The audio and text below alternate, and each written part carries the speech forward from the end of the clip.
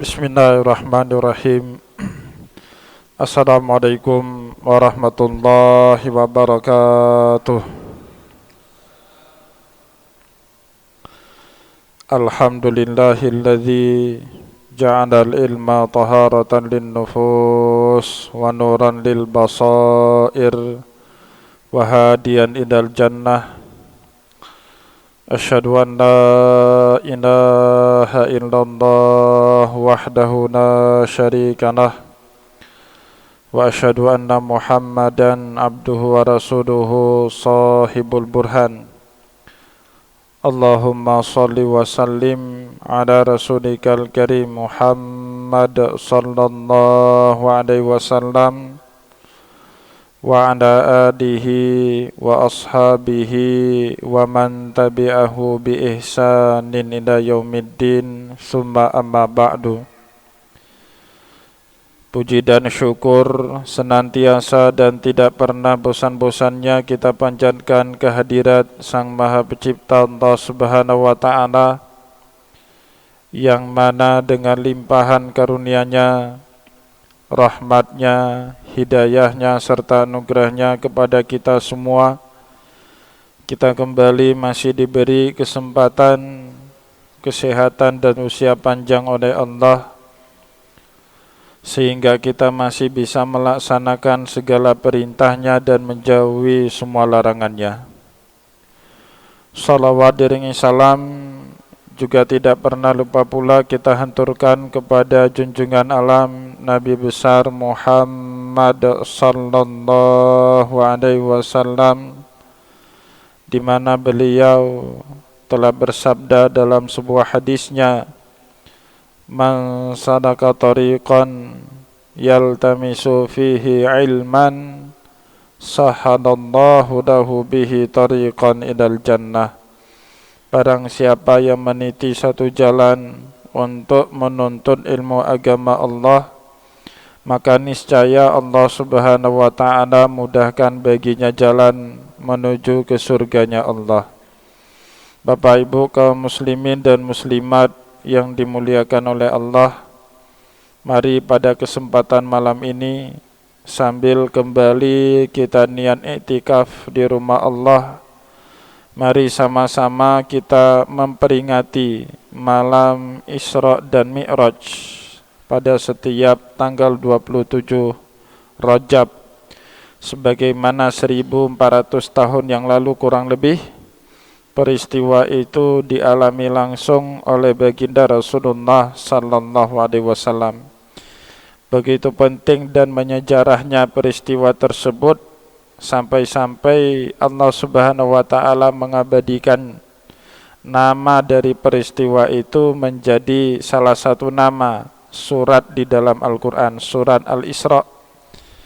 Dan surat Al-Isra itu ceritanya di ayat pertama dimulai dengan cerita perjalanan Rasulullah sallallahu alaihi wasallam bermi'raj sampai kemudian bertemu dengan Allah Subhanahu wa Ta'ala di Sidratul Muntaha.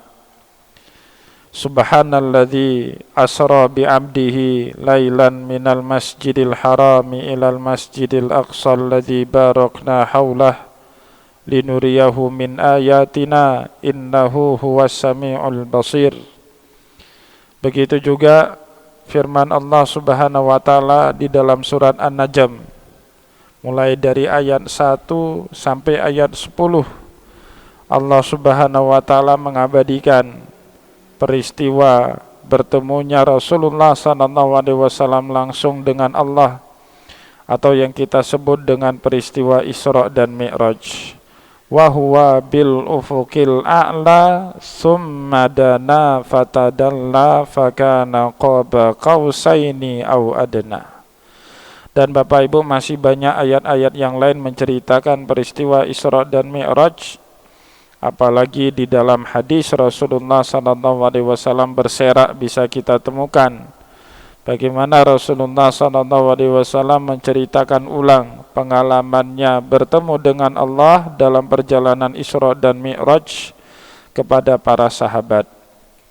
Oleh sebab itu Bapak Ibu kaum muslimin dan muslimat yang dimuliakan oleh Allah, menjadi penting bagi kita umat Nabi Muhammad sallallahu alaihi wasallam untuk mengetahui sejarah, pelajaran, ibrah dan hikmah di balik Allah Subhanahu wa taala mengisra mi'rajkan Rasulullah sallallahu alaihi wasallam, dan satu-satunya nabi yang Allah Subhanahu wa taala pilih untuk mengalami peristiwa Isra dan Mi'raj hanya baginda Rasulullah sallallahu alaihi wasallam. Bapak Ibu yang dimuliakan oleh Allah, peristiwa Isra dan Mi'raj terjadi pada tanggal 27, sebagian mengatakan 26 Rajab. Di saat itulah kemudian bertepatan dengan tahun 10 kenabian. Jadi 10 tahun Rasulullah SAW mulai menyebarkan dakwah ajaran agama Allah. Pertama-tama kepada familinya, yang kedua kepada bangsa Quraisy, yang ketiga untuk segenap bangsa Arab, dan yang terakhir ila kafatin nas, untuk seluruh umat manusia. Dan pada tahun ke-10 kenabian itulah Rasulullah sallallahu alaihi wasallam diisra mi'rajkan oleh Allah Subhanahu wa taala ke Sidratul Muntaha. Tetapi yang perlu kita ketahui juga, peristiwa Isra dan Mi'raj itu tidak terjadi tiba-tiba tanpa ada peristiwa-peristiwa sebelumnya yang melatar belakangi kemudian Allah Subhanahu wa taala mengisra dan mi'rajkan Rasulullah sallallahu alaihi wasallam. Jadi Nabi Muhammad sallallahu alaihi wasallam semenjak tahun pertama kenabian sampai tahun ke-6 dan ke-7 kenabian, Rasulullah sallallahu alaihi wasallam mengalami siksaan yang bertubi-tubi, cemoohan, makian, bahkan beberapa kali usaha pembunuhan dari orang Quraisy. Puncaknya itu mulai tahun 8 kenabian, tahun 8 kenabian, tahun ke-9 kenabian, sampai tahun 10 kenabian. Itu tahun-tahun yang sangat berat dalam perjuangan dakwahnya Rasulullah sallallahu alaihi wasallam. Bahkan Bapak Ibu, tahun 10 kenabian, tahun yang sama di mana Rasulullah diisra dan mi'rajkan oleh Allah, di dalam sejarah Islam juga disebut dengan Amul Huzni, tahun penuh dengan duka. Selain Rasulullah SAW di tahun itu mengalami pemboikotan, jadi Rasulullah diboikot oleh orang-orang Quraisy. Rasulullah, orang-orang yang beriman kepada Rasulullah, begitu juga Bani Hashim dan Bani Abdul Muttalib yang berusaha melindungi Rasulullah SAW diboikot di suatu lembah namanya Syi'ib Bani Amir. Orang-orang Quraisy yang lain dilarang bergaul, dilarang bermuamalah, dilarang bertransaksi jual beli. Sehingga disitulah Rasulullah SAW dengan para sahabat mengalami penderitaan yang sangat akut. Hidupnya sangat prihatin. Bahkan di tahun 10 itu Bapak Ibu, saat Rasulullah masih diboikot, istrinya Nabi Muhammad yang selama ini membackup dakwahnya Rasulullah, Khadijah binti Khuwailid, wafat, meninggal dunia. Tidak lama menjelang beberapa bulan setelah wafatnya Khadijah binti Khuwailid, diikuti dengan wafatnya paman Rasulullah, Abu Thalib. Padahal selama ini selain Khadijah binti Khuwailid, Abu Thalib juga turut membela, membackup dakwahnya Rasulullah sallallahu alaihi wasallam. Itulah sebab tiga sebab tadi yang menyebabkan tahun 10 kenabian juga disebut dengan Amul Huzni, tahun yang penuh dengan duka karena Rasulullah sallallahu alaihi wasallam diboikot. Hidupnya sangat prihatin, seperti orang Gaza lah diboikot sama Israel, lebih kurang seperti itu. Jalur makanan terbatas, akses ke pendidikan kesehatan juga tiada. Bahkan banyak sahabat yang mati kelaparan atau mati karena luka-lukanya yang gak sembuh, Karena tabib dilarang mengobati setiap kaum muslimin yang terluka, yang sakit pada saat itu. Jadi sangat sengsara hidupnya para sahabat pada saat itu. Apalagi diikuti di tahun yang sama Khadijah binti Khuwailid wafat, diikuti dengan pamannya Nabi Muhammad Abu Talib juga meninggal dunia, menyebabkan tahun 10 kenabian itu membuat Nabi Muhammad sallallahu alaihi wasallam benar-benar dalam keadaan duka. Oleh sebab itu Bapak Ibu, setelah masa boikot itu selesai, Rasulullah sallallahu alaihi wasallam punya pikiran, kalau sepertinya dakwahnya beliau itu tidak akan berkembang di kota Mekah, dan beliau mencari daerah baru untuk dijadikan sebagai pusat penyebaran agama Islam. Ternyata daerah yang dipilih oleh Rasulullah sallallahu alaihi wasallam jaraknya sekitar 80 km dari kota Mekah, namanya kota Taif.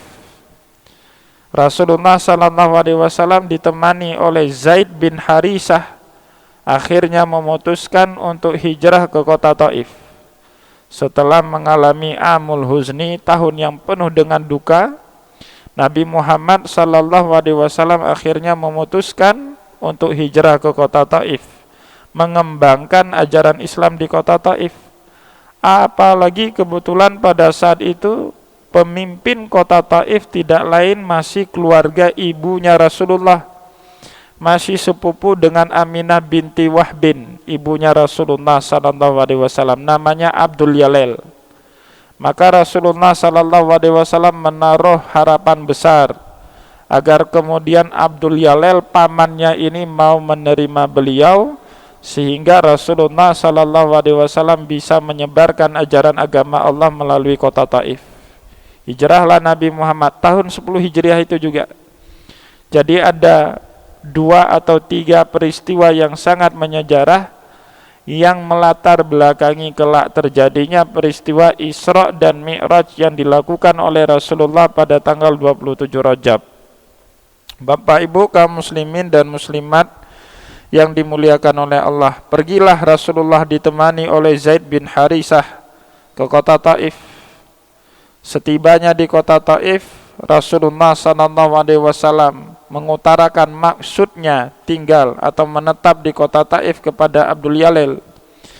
Ternyata Bapak Ibu kaum muslimin yang dimuliakan oleh Allah, bukan sambutan hangat yang diterima oleh Rasulullah, melainkan Rasulullah mendapatkan sambutan yang sangat dingin.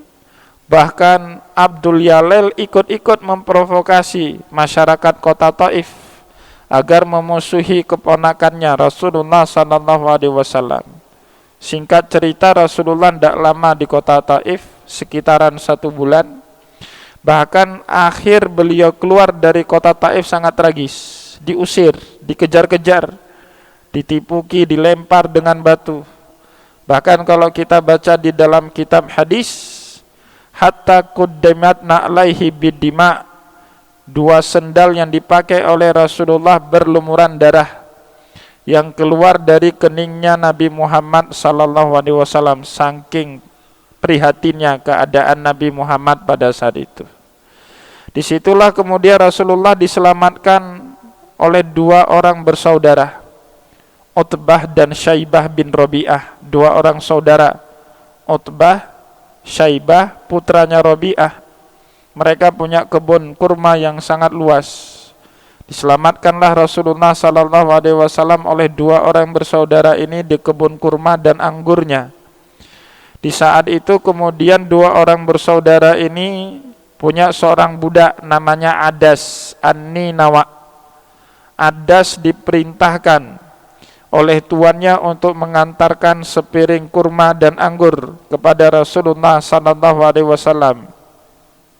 Pada saat anggur dibawa, Rasulullah sallallahu alaihi wasallam pun kemudian memakan anggur itu dengan membaca basmalah, Bismillahirrahmanirrahim. Adas kaget luar biasa, karena tidak biasanya orang Arab mengucapkan atas nama Allah sebelum mereka mengkonsumsi makanan. Maka oleh sebab itu kemudian Adas bertanya, Man anta ma sami'tu hadzal kalam min lisanil Arab. Siapa kamu? Saya tidak pernah mendengar ucapan ini keluar dari mulutnya orang Arab kecuali kamu. Adas itu Bapak Ibu seorang pengikut agama Kristen. Dia sudah bersyariat tapi dengan syariatnya Nasrani. Maka dia tahu yang menyebut nama Allah sebelum makan itu pasti dasarnya berdasarkan agama samawi. Maka Adas ini curiga, ini orang siapa kok beda dengan orang Arab yang lain? Maka Rasulullah SAW memperkenalkan dirinya. Saya adalah Nabi, Rasul, utusan Allah Subhanahu wa Ta'ala. Rasulullah balik bertanya, kamu siapa? Ana Adas min Ninawa. Saya Adas dari kota Ninawa, kota tempat lahirnya Nabiullah Yunus alaihi salam. Disitulah kemudian Adas masuk bersyahadat ke dalam agama Allah Subhanahu wa Ta'ala. Sebulan Nabi Muhammad hijrah ke kota Taif, beliau hanya punya satu pengikut, Adas dari Ninawa. Bapak Ibu kaum muslimin dan muslimat yang dimuliakan oleh Allah, dalam keadaan yang sangat prihatin itu, Rasulullah SAW memanjatkan tangannya berdoa kepada Allah Subhanahu wa Ta'ala. Doa itu sangat terkenal. Doa Nabi Muhammad SAW yang mengeluh keadaan lemah dirinya kepada Allah Subhanahu wa Ta'ala.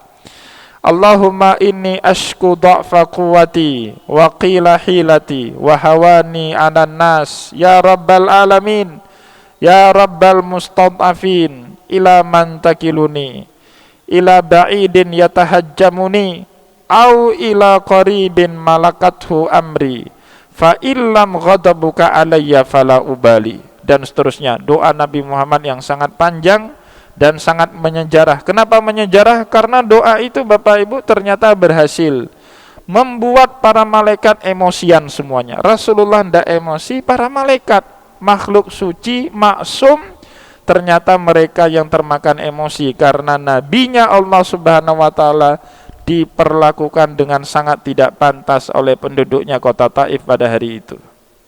Bapak Ibu kaum muslimin yang dimuliakan oleh Allah, di dalam doanya Rasulullah SAW mengeluh, Allahumma inni ashku dha'fa quwwati.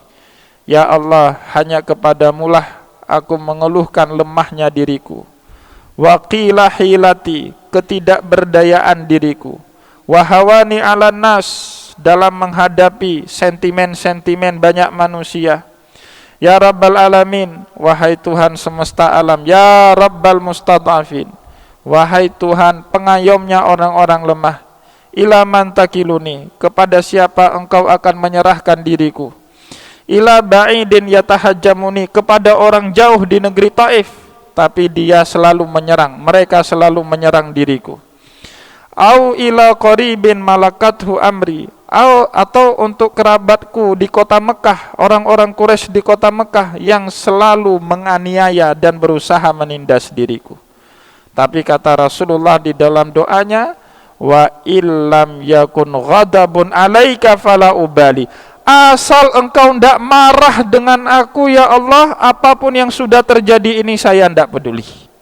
Itu doanya Rasulullah sallallahu alaihi wasallam. Apapun yang sudah terjadi, saya bonyok, saya dicaci maki, harga diri saya dihina, diinjak-injak, asal Allah enggak marah saya enggak peduli.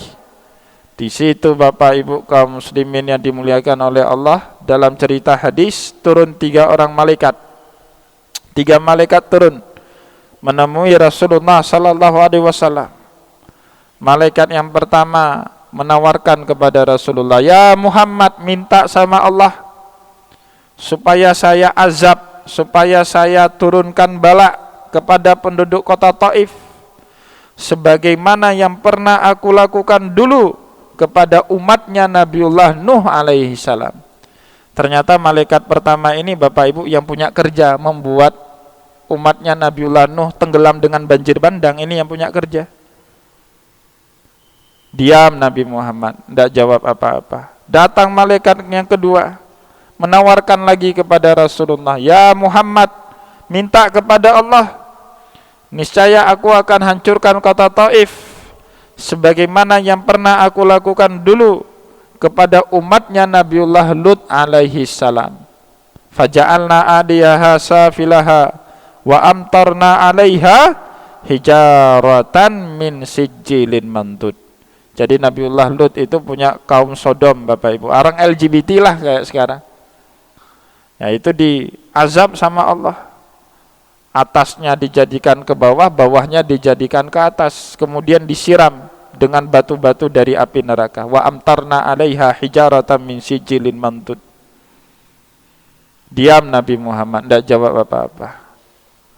Datang malaikat yang ketiga, nawari lagi kepada Nabi Muhammad, ya Muhammad, minta sama Allah, akan kami tenggelamkan penduduknya kota Taif seperti yang pernah kami lakukan dulu kepada Fir'aun dan bala tentaranya. Diam lagi Nabi Muhammad. Setelah tiga-tiga malaikat itu berkata kepada Nabi Muhammad, nawarin ini, nawarin itu, dijawab oleh Rasulullah sallallahu alaihi wasallam dengan jawaban, "Ndak usah itu semua, yang saya mau cuman satu, wa inni arju ayyakuna min aslabihim man yatawalla." Yang saya harapkan kelak ada di antara anak-anak penduduk kota Taif ini yang mau beriman kepadaku kelak di suatu hari. Bapak Ibu yang dimuliakan oleh Allah, seandainya Rasulullah SAW mengiyakan apa yang ditawarkan oleh malaikat, mungkin hari ini kita tidak tahu peta kota Taif di dalam geografi, di dalam peta sejarah. Nggak ada itu kota Taif. Dan boleh jadi tidak ada satupun orang penduduk Taif yang masuk Islam. Tetapi karena kesabaran, karena kemuliaan hati baginda Rasulullah SAW, beliau mengalah. Karena tujuan beliau berdakwah bukan memperbanyak umat manusia masuk ke dalam neraka, tapi tujuan beliau berdakwah, Bapak Ibu, meminimalisir semaksimal mungkin umat manusia itu masuk ke dalam api neraka dan memperbanyak potensi umat manusia sebanyak-banyaknya masuk ke dalam surganya Allah. Itu tujuan utama, yang lain cuma dinamika dakwah. Rasulullah ngerti betul. Maka doanya Nabi Muhammad tadi, Bapak Ibu, sekaligus mengoreksi cara pandang Nabiullah Nuh yang keliru. Dulu Nabiullah Nuh, Nabiullah Musa, Bapak Ibu, dakwah sama umatnya, sama kaumnya, awalnya sabar. 950 tahun Nabiullah Nuh itu dakwah. Walaqad arsalna Nuhan ila qaumihi falabitha fihim alfasanatin ila khamsina ama. 950 tahun. Awalnya sabar. Sampai suatu hari hilang kesabaran Nabiullah Nuh. Dia angkat tangan berdoa, Rabbi la tazar alal ardi minal kafirina dayara. Ya Allah, jangan biarkan muka bumimu ini ditempati oleh orang-orang kafir. Innaka intazarhum yudilluna ibadaka wa la yaliduna illa fajiran kafara. Karena jika engkau membiarkan orang kafir tetap tinggal di muka bumi, mereka akan membuat sesat orang-orang yang sudah beriman. Bahkan kelak kalau mereka punya anak, anaknya kembali kafir, punya cucu, cucunya kembali kafir, dan seterusnya. Doanya Nabiullah Nuh ini dikoreksi sama Rasulullah. Tidak seperti itu polanya. Seolah-olah Nabi Muhammad bilang seperti itu dalam doanya. Boleh jadi hari ini bapaknya kafir, tetapi Bapak Ibu, anak yang akan lahir di balik tulang sulbi mereka itu, suatu hari ada orang yang akan beriman kepada baginda Rasulullah sallallahu alaihi wasallam, dan itu ternyata yang benar dalam fakta sejarah. Bapak Ibu tahu enggak panglima perangnya Rasulullah itu siapa? Khalid bin Walid. Tak terkalahkan itu orang dalam perang, jago strategi. Siapa Khalid bin Walid ini? Putranya Walid. Siapa Walid itu, Bapak Ibu? Musuh bebuyutannya Rasulullah sallallahu alaihi wasallam. Seandainya Rasulullah menaruh dendam kepada Walid, Rasulullah mendoakan keburukan bagi Walid agar Allah Subhanahu wa taala mengazab Walid, kira-kira lahir enggak Khalid? Ya enggak, Bapak Ibu. Enggak lahir Khalid. Rasulullah punya musuh bebuyutan namanya Abu Jahal, paman beliau sendiri. Abu Lahab, mohon maaf, Abu Lahab. Abdul Uzza nama aslinya. Orang pada manggil dia Abu Lahab. paman beliau sendiri, nikah dengan seorang perempuan namanya Ummu Jamil. Dari pernikahan itu lahir anak Ikrimah. Ikrimah ini siapa Bapak Ibu? Sahabatnya Rasulullah. Seandainya Rasulullah minta agar pamannya itu Abu Lahab dibinasakan, kira-kira lahir enggak sahabat Ikrimah? Enggak Bapak Ibu. Jadi yang benar itu cara pandangnya Nabiullah Nuh atau cara pandangnya Nabiullah Muhammad? Cara pandangnya Nabiullah Muhammad yang benar. Begitu juga Nabiullah Musa alaihissalam Bapak Ibu. Ya, walaupun nanti waktu Isra dan Mi'raj cara pandang Nabiullah Musa yang benar, tapi dalam konteks ini cara pandang Nabiullah Musa itu salah. Yang benar cara pandang Nabiullah Muhammad. Awalnya Musa dan Harun itu sabar betul dalam menghadapi Fir'aun yang sangat keras kepala. Jadi Bapak Ibu, sekeras-keras kepala kita sekarang nggak sekeras dengan kepala Fir'aun itu. Dibenturkan ke batu-batu yang pecah itu kalau kepala Fir'aun. Saking kerasnya kepala Fir'aun. Sejahat-jahatnya kita Pak, senakal-nakalnya kita, nggak ada yang berani ngomong saya Tuhan. Kan nggak ada itu ya. Ya, kita paling nakalnya malah sholat, kadang-kadang mabuk-mabukan, kadang-kadang main chip, main judi, itu nakal-nakalnya kita Pak. Ini bukan maksud membenarkan ya, tapi segitulah nakalnya Fir'aun. Dia mendaku dirinya sebagai Tuhan. Ana rabbukumul a'la, kata dia. Saya ini adalah Tuhan kalian yang paling tinggi, bukan Tuhannya Musa. Saya adalah Tuhan, kata Fir'aun. Bahkan Bapak Ibu dalam surat Qasas dia menantang duel dengan Allah Subhanahu wa taala. Fa'auqil li ya Hamanu 'ala tini faj'al li sarhan la'alli attali'u ila ilahi Musa. Haman itu jenderalnya Fir'aun. Ya, menteri PUPR-nya Fir'aun lah. Ya, Pak Basukinya Fir'aun.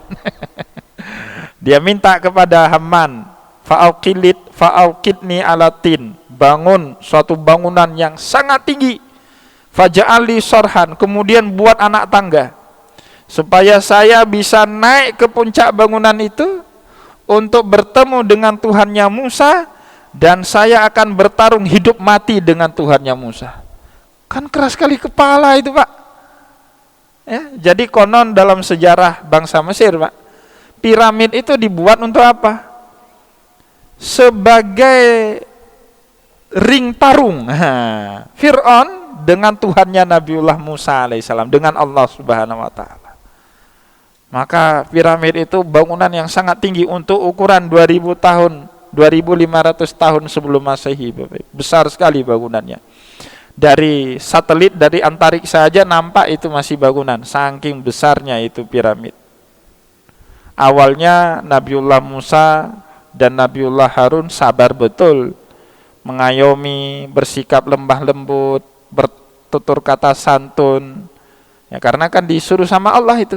Faqula lahu qaulan layyina la'allahu yatadzakkaru aw yakhsha. Berbicaralah dengan sopan santun dan lembut supaya Fir'aun jadi takut dan ingat balik sama Allah. Awalnya sabar. Satu hari hilang juga kesabaran Nabiullah Musa.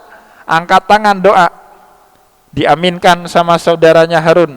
Rabbana innaka ataita fir'auna wa mala'ahu zinatan wa amwalan fil hayatid dunya rabbana liyudillu an sabilik rabbana tmis ala amwalihim washdud ala qulubihim fala yu'minu hatta yarawul adzabal alim. Ya Allah, Engkau telah banyak sekali memberi kepada Fir'aun dan bala tentaranya dalam kehidupan dunia ini. Rabbana liyudillu an sabilik. Ya Allah, ternyata seluruh fasilitas hidup yang Engkau berikan kepada Fir'aun dan bala tentaranya hanya untuk membuat umat manusia tersesat dari jalan-Mu. Rabbana tmis ala amwalihim. Ya Allah, tarik balik seluruh harta benda yang telah Engkau berikan kepada Fir'aun. Washdud ala qulubihim, kunci rapat-rapat hatinya Fir'aun. Fala yu'minu hatta yarawul adzabal alim. Jangan biarkan Fir'aun itu beriman kepada dirimu sampai dia melihat azab yang pedih. Wah, marah betul itu doanya Nabiullah Musa. Langsung dijawab sama Allah. Itu hebatnya Nabiullah Musa, Bapak Ibu. Dia tidak butuh perantara sama Allah. Jadi saat Nabiullah Musa jadi nabi dengan Harun, Jibril itu pensiun dini, Pak, cuti panjang. Karena Allah turunkan wahyu langsung itu. Wa kallamallahu Musa taklima. Jibril nonjok, bangku panjang. Ndak ada kerja, nganggur Jibril itu. Nggak tahu lagi mau bawa wahyu apa, ya. Langsung dijawab sama Allah. Qala qad ujibat da'watukuma fastaqima wala tattabi'anni sabilal ladzina la ya'lamun. Telah kami dengar doa kalian berdua, Musa dan Harun. Qala qad ujibat da'watukuma fastaqima. Kalian istiqomah saja dalam berjuang menyebarkan dakwah agama Allah. Wala tattabi'anni sabilal ladzina la ya'lamun. Jangan ikuti jalan-jalan orang yang enggak paham, enggak tahu, seperti Fir'aun dan bala tentaranya. Wajawazna bi bani Israil al-bahr. Kami lewatkan Bani Israel Laut Merah. Fa'atba'ahum Fir'aun wa junuduhu baghyan wa adwa. Ngekor Fir'aun di belakang dengan bala tentaranya. Sehingga sampai semua Bani Israel nyebrang Laut Merah. Falamma adrahaqal gharaq, tenggelam semuanya di Laut Merah itu. Jadi Bapak Ibu, tidak ada yang namanya azab akan turun kepada satu umat kecuali atas restu dari Nabi umat itu sendiri. Nah, oleh sebab itulah Nabi Muhammad minta setelah peristiwa itu, Bapak Ibu, azab umatnya ini ditangguhkan di alam barzah saja, di hari kiamat. Maka Bapak Ibu tidak usah terlalu percaya dengan sinetron Indosiar. Tidak ada itu udah ditangguhkan semuanya. Rasulullah yang minta itu. Jangan pernah nampakkan aib umatku. Itu hebatnya baginda Nabi itu, Bapak Ibu. Kalau nggak ada Nabi Muhammad, habislah kita. Sekali nggak sholat, kena geledek. Habis. Banyak kali orang yang mati itu, Pak, tiba-tiba. Kenapa? Banyak sekali umat Nabi Muhammad malah sholat, ya kan? Itu hebatnya. Jadi Nabi Muhammad itu nahan badan, Pak, demi kita semua. Nahan badan Nabi Muhammad itu. Tidak mau beliau umatnya kena azab. Ya, kalau beliau mau, tinggal iyakan aja, habis kota Taif. Ya, tapi tidak mau itu dilakukan oleh baginda Rasulullah sallallahu alaihi wasallam. Pulang Nabi Muhammad dari Taif, nah, itu malaikat yang bingung itu, garuk-garuk kepala. Ini kok saya yang emosian ya? Malaikat kan nggak bawa emosian orangnya, Pak. Malaikat itu makhluk maksum. La ya'sunallaha ma amarahum wa yaf'aluna ma yu'marun. Mereka tidak mengerti caranya bermaksiat kepada Allah, dan apapun yang diperintahkan Allah itu yang mereka kerjakan. Tapi hari itu, Bapak Ibu, malaikat yang emosian, Rasulullah yang sabar. Sehingga pulang Rasulullah sallallahu alaihi wasallam dari kota Taif, petang hari sampai malam harinya terjadilah peristiwa itu, Bapak Ibu. Peristiwa Isra dan Mi'raj. Maka para ulama tasawuf sering mengatakan, Bapak Ibu, kalau kita mau dekat dengan Allah, caranya dua aja. Caranya dua. Yang pertama, kita harus punya wirid. Wirid itu amal-amal sunnah yang dirutinkan. Itu wirid. Kalau amal wajib, jangan, Pak. Itu memang wajib. Oh, saya punya wiridnya, Ustadz. Apa wirid kamu? Sholat 5 waktu. Lah, wajib itu, Pak. Nggak bisa dijadiin wirid. Tapi saya juga punya, Ustadz. Apa wirid kamu? Wirid saya puasa Ramadan. Tiap tahun saya puasa Ramadan. Nggak bisa, Pak. Itu wajib. Wirid itu konsisten dengan amal-amal sunnah. Nah, itu wirid. Maka Rasulullah bukan Rasulullah ya, Allah bersabda dalam hadis qudsi. Itu hadis qudsi dari Allah, cuman pakai redaksi Rasulullah. Man adzani waliyan faqad adzantuhu bil harb. Barang siapa yang menyakiti waliku, aku umumkan perang sama dia. Wala yazalu abdi yatakarrabu ilayya mimaftaratuhu ilaih. Seorang hambaku akan selalu mendekatkan dirinya kepadaku dengan amal-amal fardu yang telah aku wajibkan dalam kehidupannya. Salat 5 waktu, puasa Ramadan, zakat fitrah, zakat mal, haji bagi yang mampu, berbakti kepada orang tua, itu semua wajib. Tapi kata Allah dalam hadis qudsi itu, wala yazalu abdi yatakarrabu ilayya bin nawafili hatta uhibbu. Seorang hamba yang baik akan selalu mendekatkan dirinya kepadaku, tidak pernah bosan-bosan, sampai aku sendiri akan dekat, akan cinta kepada dia. Jadi kata para ulama, an-nawafilu tuwarrisul hubba minallah. Yang namanya amal ibadah sunnah menyebabkan Allah itu jatuh cinta kepada hambanya. Jadi cara membuat Allah mabuk kepayang jatuh cinta sama manusia itu Bapak Ibu bukan dengan wajib, tapi dengan amal-amal sunnah. Itu yang pertama. Tapi itu butuh waktu lama Bapak Ibu. Kalau mau butuh waktu cepat, Bapak Ibu harus banyak ridho dalam menghadapi semua musibah ujian dari Allah. Dan itulah cara yang paling cepat kita meroket spiritualitas kita melangit kepada Allah Subhanahu wa taala, seperti yang dialami oleh baginda Rasulullah sallallahu alaihi wasallam. Beliau sabar, tidak mau mendoakan keburukan, ya. Maka ajaran Nabi Muhammad itu seperti itu Bapak Ibu. Dulu ada sahabat datang ke rumah Rasulullah. Ya Rasulullah, kata sahabat ini, bagaimana kalau saya berbuat baik kepada orang yang baik saja kepada saya? Jadi ada sahabat Bapak Ibu datang kepada Nabi mengkonfirmasi apakah pendapat dia ini benar apa enggak. Apa pendapat dia? Saya tidak akan pernah berbuat baik kecuali kepada orang yang baik sama saya. Kata Rasulullah, itu harus. Iya kan? Man lam yashkurin nas lam yashkurillah. Orang yang tidak tahu terima kasih, dia tidak pintar bersyukur kepada Allah. Itu harus. Jadi kita berbuat baik kepada orang yang sudah baik budi, baik hati kepada kita, itu wajib Pak. Harus. Bahkan kata Rasulullah, wa ahsin ilaman asa'a ilaika. Bahkan kalau perlu kamu berbuat baik kepada orang yang jahat sama dirimu. Nah, itu berat urusannya. Tapi itulah ajaran Rasulullah. Wa ahsin ilaman asa'a ilaika. Berbuat baiklah kepada orang yang jahat kepada dirimu. Dan itu bukan retorika Bapak Ibu. Itu bukan sekedar retorika. Itu jati dirinya Rasulullah, itu behaviornya Rasulullah, karakter, nilai, values Rasulullah itu.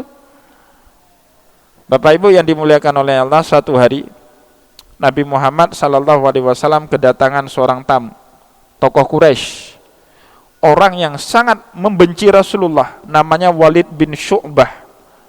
Kelak dia masuk Islam. Jadi Bapak Ibu, orang ini ternyata masih punya harta yang dititip kepada Rasulullah. Jadi sebenci-bencinya orang Quraisy kepada Nabi, mereka nggak bisa pungkiri Muhammad ini al-amin, orang yang jujur sekali, tidak pernah bohong.